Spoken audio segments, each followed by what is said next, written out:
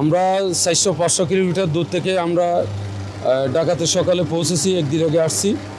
আমাদের আশা হচ্ছে মাননীয় ভারপ্রাপ্ত চেয়ারম্যান জনাব তারেক রহমান আগমন উপলক্ষে আমরা এসেছি। তিনি আওয়ামী লীগের দুঃশাসনে নির্যাতিত হয়ে দীর্ঘদিন বিদেশে তিনি নির্বাসিত ছিলেন। তারেক রহমানের জন্য বাংলাদেশের কোটি জনতা অপেক্ষা করে আছে। আমরাও এসেছি।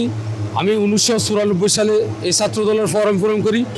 আজকে 2025 সাল, প্রায় 30 বছর আমি এই রাজনীতির সাথে জড়িত। আমি বেগম খালেদা জিয়াকে ভালোবাসি, জিয়া রহমানের আদর্শকে আমি ভালোবাসি।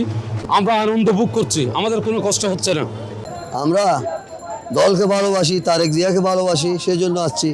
আমি প্রবাসে থাকি, সৌদি আরবে থাকি, ওইখানে রাজনীতি করি। এই দেশের মা মাটি তারেক রহমানের জন্য লড়বে এবং লড়বে। অনেক আনন্দ লাগছে ভাই, আমাদের অনেক ভালো লাগছে। এখনো কোথাও উঠি নাই, আমরা গাড়ি থেকে নেমে এখানে চলে যাচ্ছি সরাসরি। এটা আমাদের জন্য একটা খুশির সংবাদ। এটা খুবই একটা আমেজের বিষয় যে আমাদের বাংলাদেশের একমাত্র কর্ণধার, আমাদের বাংলা জাতীয়তাবাদী দলের একমাত্র কর্ণধার দেশনায়ক তারেক রহমান দীর্ঘদিন পরে তিনি স্বদেশ প্রত্যাবর্তন করতেছেন। এটা আমাদের জন্য একটা বিশাল সুখকর বিষয়।